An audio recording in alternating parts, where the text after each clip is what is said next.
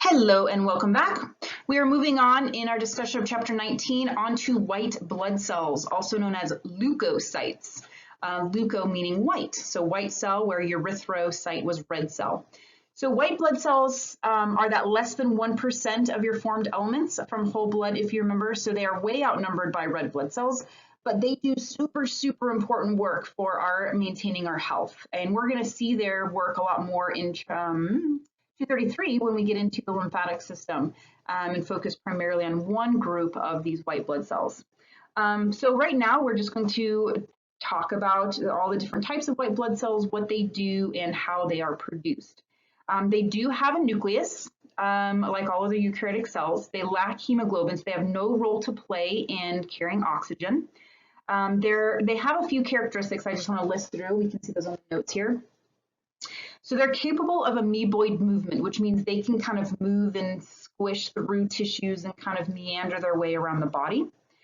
They can migrate out of the bloodstream. So they circulate. Think of the bloodstream as like the highway system. And then if they want to get off, they can just sneak through those endothelial cells that line the capillaries and the blood vessels.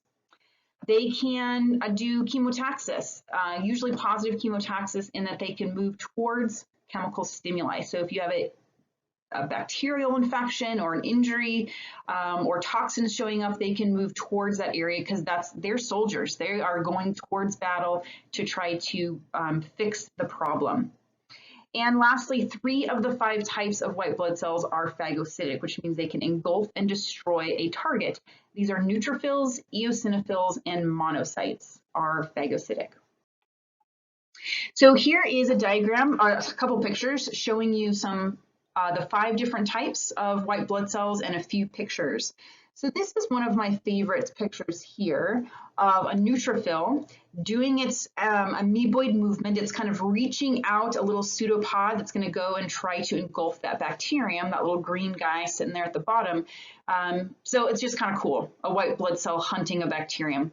Now, whether they hunt, I mean, it could be the bacterium's probably giving off little chemical messages that the neutrophil recognizes and is attracted towards.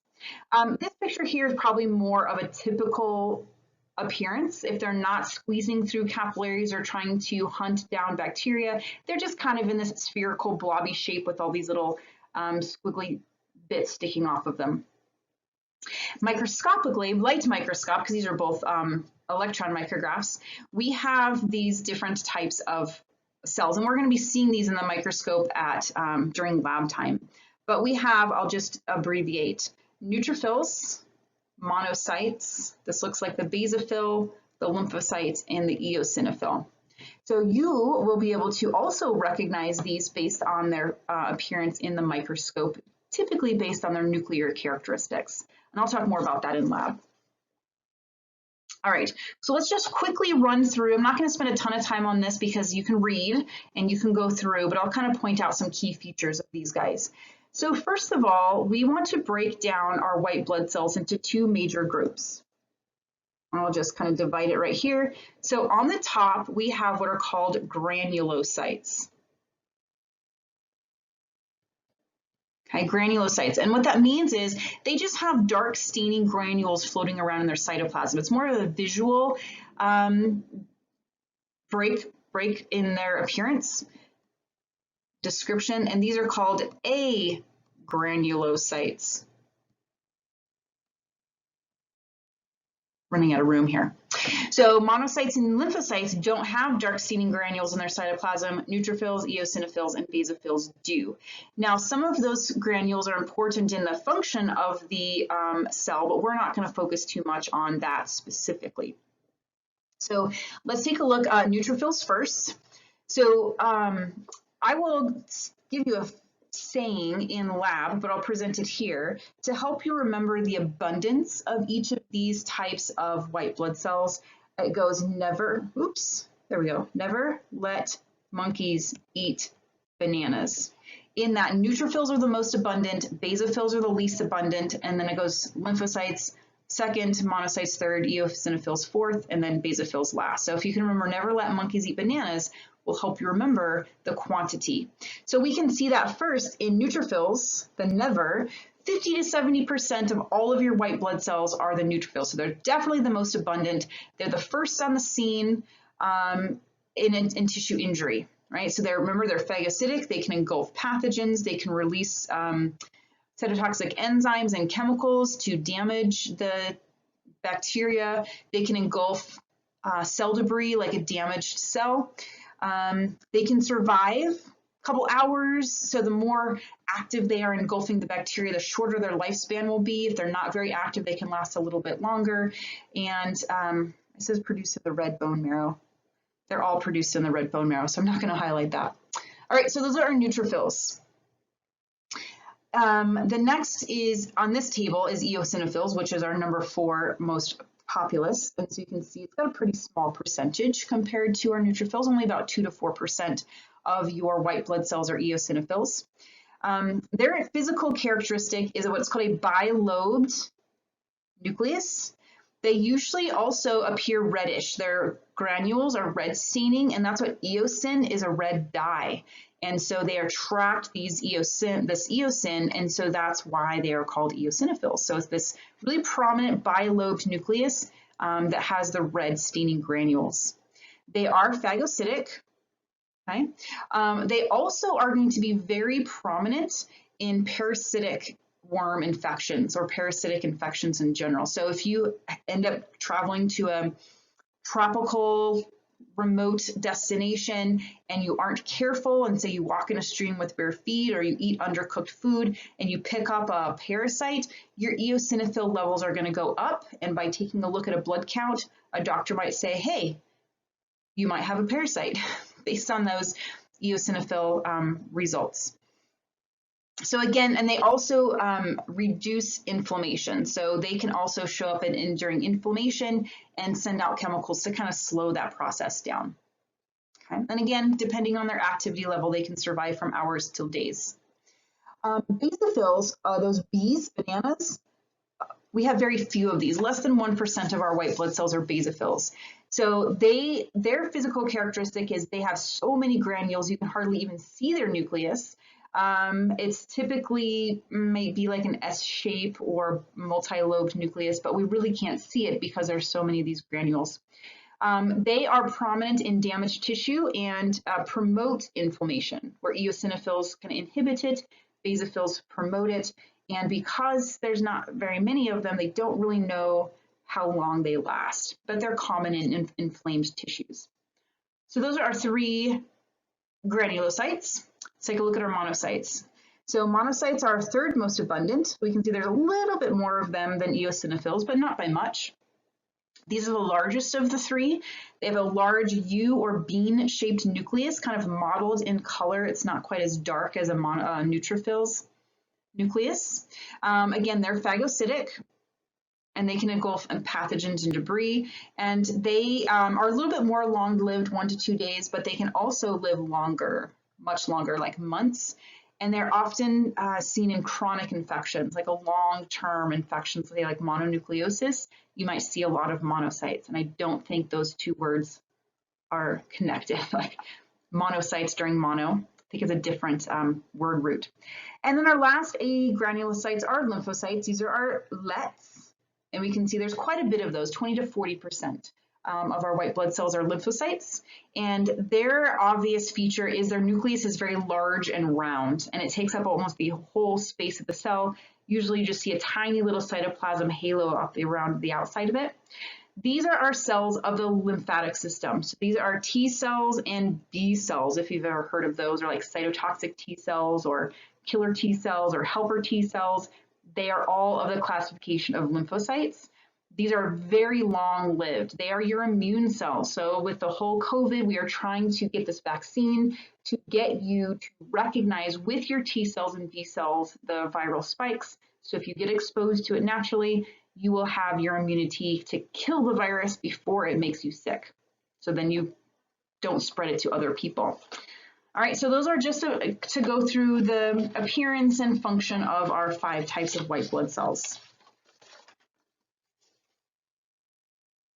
Okay, A lot of times when if you're sick or you have problems, doctors ask for a white blood cell count to look for clues to see if there's a problem. So like I said, if your white blood cell count comes back with really high eosinophils, higher than the normal range, it might point to a parasitic infection. If you have higher levels of monocytes, that might point to a chronic infection. If you have high levels of B cells, you might be actively fighting an infection because they're producing their antibodies.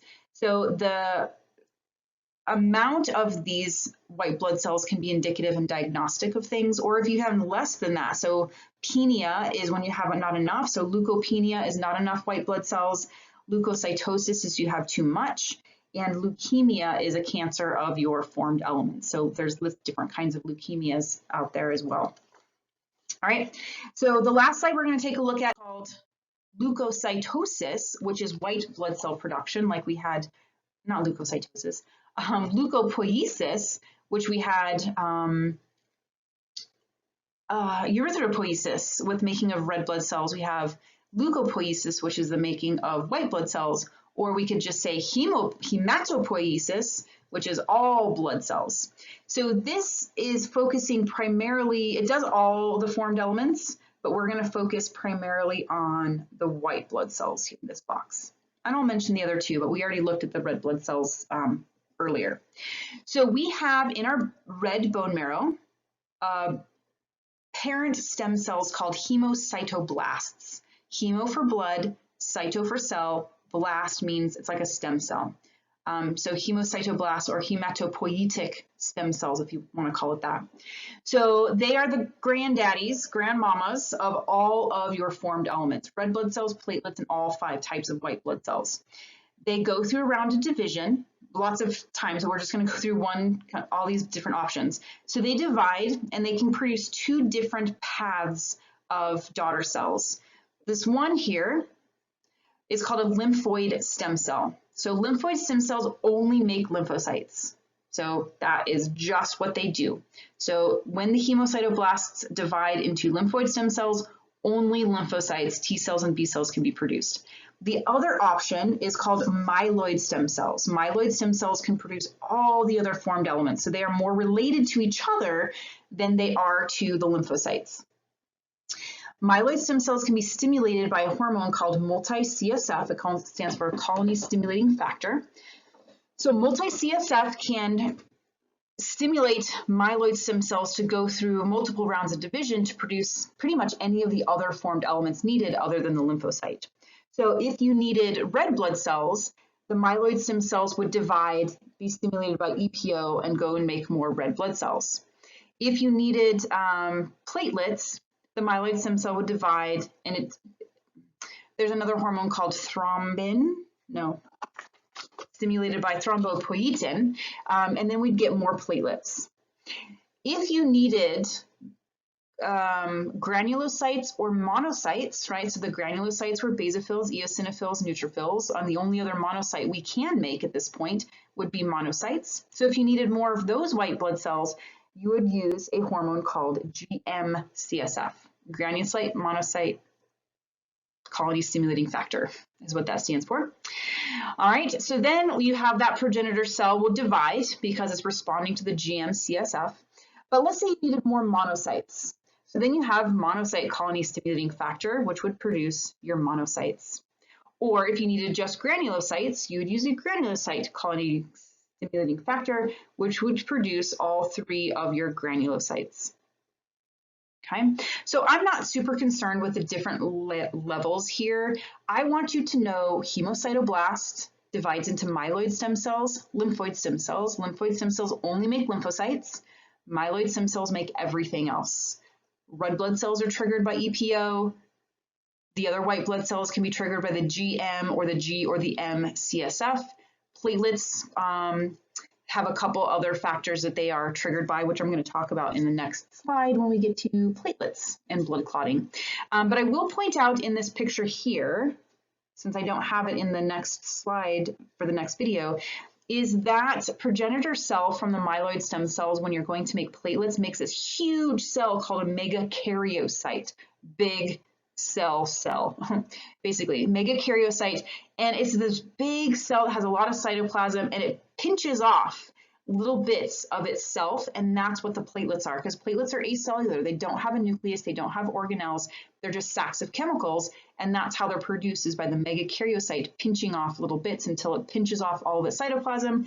The nucleus gets recycled, and more stem cells create more megakaryocytes to keep pumping platelets out into your bloodstream.